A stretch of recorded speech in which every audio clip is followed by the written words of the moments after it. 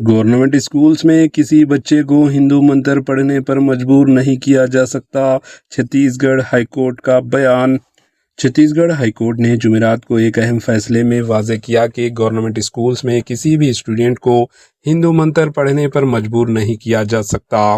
عدالت نے کہا کہ اگر مستقبل میں کسی بچے کو زبردستی ایسے مذہبی سرگرمیوں میں شریک کیا گیا تو متاثرہ فریق دوبارہ عدالت سے رجوع کر سکتا ہے اور مناسب کارروائی کی جائے گی۔ جسٹس کشور پرساد اس درخواست کی سماعت کر رہے تھے جس میں ریاستی حکومت نے 12 جون 2026 کو اس سرکولر کو چیلنج کیا گیا تھا، جس کے تحت تمام گورنمنٹ اسکول میں قومی ترانے اور قومی گیت کے ساتھ سرسوتی وندنم، گایتری منتر،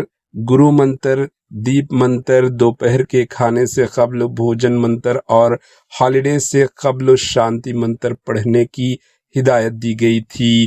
سماعت کے دوران ریاستی حکومت نے عدالت کو بتایا کہ اگرچہ سرکولر جون کے اوائل میں جاری کیا گیا تھا، تاہم اس پر ابھی تک عمل درآمد شروع نہیں ہوا۔ اس بیان کو ریکارڈ پر لیتے ہوئے عدالت نے درخواست نمٹا دی، تاہم درخواست گزاروں کو یہ آزادی دی کہ اگر کسی اسٹوڈنٹ کو زبردستی دعائیں پڑھنے پر مجبور کیا جائے تو وہ دوبارہ عدالت سے رجوع کر سکتے ہیں۔ یہ درخواست سابقہ چیئرمین چھتیس گڑھ وقف بورڈ عبدالسلام رضوی،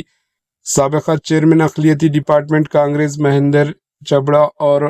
بلاسپور کے سماجی کارکن شفیق احمد کی دائر کی تھی۔ درخواست گزاروں کا موقف تھا کہ حکومت کا یہ سرکولر آئین کے سیکولر اصولوں اور بنیادی حقوق کے خلاف ہے، کیونکہ اس میں ایک مخصوص مذہب کے منتروں کو سرکاری گورنمنٹ اسکولز میں لازمی قرار دیا گیا ہے، جبکہ دیگر مذاہب سے تعلق رکھنے والے اسٹوڈنٹ کے ضمیر کی آزادی اور مذہبی آزادی کے تحفظ کا کوئی انتظام نہیں کیا گیا۔ درخواست میں مزید کہا گیا کہ گورنمنٹ تعلیمی اداروں میں ایک مذہب کی مذہبی رسومات کو فروغ دینا آئینی مساوات اور مذہبی غیر جانبداری کے اصول کے منافی ہے، اس لیے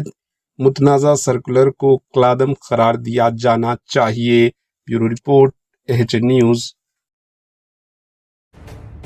AHN نیوز کے یوٹیوب چینل کو سبسکرائب کریں اور بیل آئیکن کو دبانا نہ بھولیں تاکہ آپ کو ہر نئی آنے والی ویڈیو کا نوٹیفیکیشن بر وقت مل سکے۔